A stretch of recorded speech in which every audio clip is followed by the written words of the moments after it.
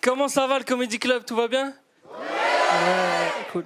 J'ai une question pour les gars qui sont là ce soir, vous me répondez par applaudissement. Est-ce qu'il y a des mecs qui pleurent ici, qui extériorisent en pleurant un petit peu? Ragnar le Breton. Ragnar, tu pleures? Un petit peu. Si tu pleures, je pleure avec toi, je te dis la vérité. Il y en a d'autres qui pleurent ici? C'est tout? Oh les bouffons. Excusez-nous les bad boys. Oh là les bouffons. Vous pleurez. Tu pleures toi? Tu t'appelles comment? Thibaut, tu me dis si t'es d'accord avec moi, je trouve que nous les mecs on a un rapport particulier aux larmes. T'as vu quand j'ai posé la question, tout le monde a été timide. C'est bizarre, hein? C'est dommage même, tu vois. En plus les meufs elles kiffent les mecs qui pleurent, je sais pas si vous êtes au courant. Elles kiffent. Mais une fois. T'as le droit de pleurer une fois. Une fois c'est mignon, deux fois tu casses les couilles. C'est incroyable ça, j'ai une pote à moi, elle est en couple depuis 10 ans. Elle m'a dit je l'ai vu pleurer hier, c'était trop mignon. Je l'ai revu une semaine après, elle m'a dit mais c'est une de ces chialeuses le mec. Juste les gars, un conseil pour vous, il y a un moment, il faut pleurer, c'est presque obligatoire. C'est pour nous sauver un petit peu. J'ai vu ça sur les réseaux sociaux, c'est quand tu te maries. Tu vois? Tu sais, quand tu te retournes et que tu vois ta femme dans la robe pour la première fois. Pleure. Trouve une technique, garde les yeux ouverts 2 minutes avant, mais il faut que tu pleures, je te jure, elles sont dans un délire, t'es pas à l'abri qu'elles se barrent. Tu vois? Moi, je vous parle de ça, je suis hyper mal à l'aise avec les pleurs. Quand il y a quelqu'un qui pleure devant moi, je sais pas trop où me mettre. Vraiment, ça me met mal. Du coup, j'ai développé une technique avec le temps, je pense à autre chose, tu vois. Mais faut pas penser à un truc trop joyeux, sinon t'es plus dans le thème. Faut rester quand même avec les gens. Et je sais que c'est une technique qui a des failles. Il y a quelques années, j'étais avec un de mes meilleurs amis, on était posés chez lui. Lui et moi, j'étais avec Duplo, tranquille, tu vois. Ouais, Duplo. On l'appelle comme ça parce qu'il a 3 testicules comme la barre chocolatée de Duplo. Je te dis la vérité, j'ai hésité à vous le dire, je vous dis. Apparemment, c'est pas une vraie testicule, c'est un kyste ou je sais pas trop quoi. Ouais. Non, en vrai, on s'en fout, c'est pas du tout le sujet. Et on était posés, lui et moi, chez lui. C'est pas moi le premier qui l'a appelé Duplo. Moi, j'ai pas vu. C'est des gens, ils ont dit ouais, Duplo, j'ai répété, mais à la base, moi, j'ai. On s'en fout de ça en vrai, non? On était posés, lui et moi, chez lui, on parle de tout et de rien. Et je lui pose une question qui me paraît banale. Je lui dis ouais, il devient quoi ton père? Ça fait un moment qu'on l'a pas vu. Et il m'apprend que son père, il était décédé et moi, j'étais pas au courant. Et tu vois, ça m'a mis très mal à l'aise parce qu'il a commencé à pleurer, il a commencé à se confier et il a pleuré sur mon épaule. Il pleure, il pleure, il pleure. Et tu sais, quand tu pleures trop, à un moment, tu renifles. Tu vois? Et moi, je venais juste d'acheter une veste. Et je te dis la vérité, je pensais qu'à ma veste.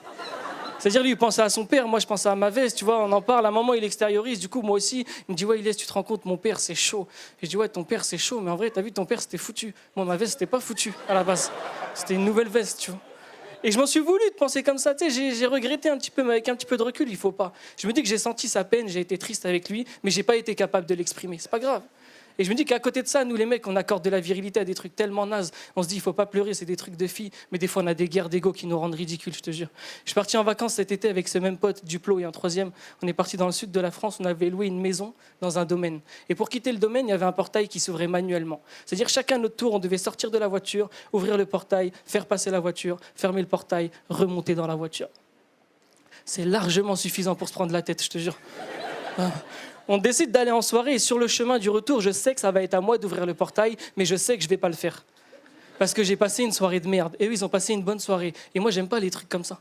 Tu sais, j'aime pas quand je suis énervé tout seul. J'aime bien quand on est énervé tous ensemble. Tu vois, je suis le genre de mec à niquer l'ambiance pour qu'on s'enchante, je te dis la vérité. Et du coup, sur le chemin du retour, je pense à ça et on arrive devant le portail. Il y a Duplo qui conduit, il me dit, Ilyes, va ouvrir le portail. Je lui dis, non, je ouvre pas le portail. Il dit, va ouvrir le portail, c'est à ton tour. Je dis, ouais, je sais que c'est à mon tour, mais je te dis la vérité, je m'en bats les couilles, je ouvre pas le portail. Il dit, oh là là, il refait ses crises de gamin. Walid, va ouvrir le portail à sa place, s'il te plaît. Et Walid dit, non, c'est un grand garçon, il prend ses responsabilités, il va ouvrir le portail. Je dis, toi, déjà, ferme ta gueule, je t'ai rien demandé. J'ai juste dit, je ouvre pas le portail. Et maintenant, vous voulez pas ouvrir le portail, on ouvre pas le portail, les gars, y a pas de problème. Hein. Tu connais ce genre d'ambiance qui commence comme ça ou pas? Il y a Duplo, il commence à se chauffer tout seul. Il dit, ah, vous voulez jouer à ça, les gars, y a pas de problème. Ma mère, c'est une pute si je veux ouvrir le portail. Comment on fait pour switcher aussi vite, en vrai? Tu sais, moi, je voulais créer une embrouille tranquille, mais là, je vois que ça va être un bourbier. On reste dans la voiture pendant 15 minutes à regarder le portail, il n'y a personne qui parle comme des fous, tu vois. Je vois, ils sont motivés, je vais leur montrer que je suis déterminé, moi aussi. J'envoie un signal fort. Je m'allonge sur la banquette arrière. Je suis petit, tout mon corps passe. Ils doivent comprendre que je peux passer la nuit ici, normal. Réponse immédiate, ils couchent leur siège. Je me dis, ouais, ça va être long. Et tu sais, on reste comme ça et au bout de 20 minutes, je m'endors. Mais pas très longtemps, une sorte de micro-sieste. Je me réveille, je regarde par la fenêtre, je vois Duplo, il est sorti fumer une clope. Contre le portail, je dis, il abuse du truc là quand même en vrai, tu vois. Je baisse la vitre, je dis, ouvre le portail, t'es dessus, tu fais quoi? Il m'entend pas, c'est la nuit, il y a des voisins. Je peux pas crier. Je sors de la voiture, je vais le rejoindre. Je dis, espèce de gros gamin que t'es, depuis tout à l'heure, t'es là et t'as pas ouvert le portail. Il me dit, ouais, mais toi aussi, t'es là maintenant, fais comment? Je dis, ah ouais. Ok, on repart dans un truc, vas-y, on va voir qui va ouvrir le partage, je m'en bats les couilles, ok, pas de problème.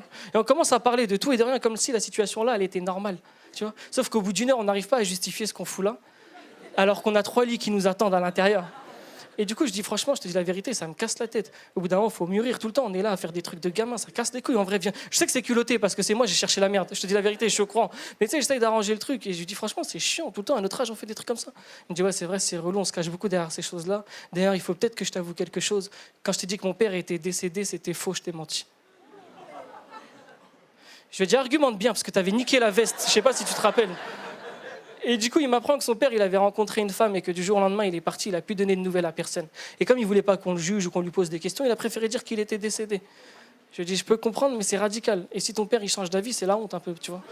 Mais il est tranquille, parce qu'il va revenir, on va te prendre pour un mytho. Il me dit, ouais, je sais, mais je voulais pas, vraiment, je me sentais mal avec ça. Je dis, vas-y, pas de problème. Et on en parle avec le poids du mensonge, la culpabilité, il m'avoue tout plein de choses. Il se confie, il se reconfie, et il se remet à pleurer. Et moi, je suis plus à l'aise pour l'écouter, c'est l'été, j'ai pas de veste. Donc déjà, c'est déjà beaucoup mieux, tu vois. Et je l'écoute, et on est bien, tranquille. Et à 5h du matin, il sèche ses larmes, et il m'a dit, ça m'a vraiment fait du bien de me sentir écouté, il faudrait qu'on apprenne à faire ça plus souvent. Je dis, ouais, il faut qu'on apprenne à se parler et tout. Et il ouvre le portail. Et en vrai, j'ai trouvé ça beau et mature de sa part. On n'avait jamais été aussi sensible dans nos échanges, je te jure. Et je lui ai dit, écoute, franchement, moi, je suis ton ami, je serai toujours là pour t'écouter, il faut qu'on apprenne à plus se parler. Et je suis vraiment désolé pour ton père et tout, tu vois. Mais là, ta mère, c'est une pute. Merci les amis, je vous laisse là-dessus, merci beaucoup.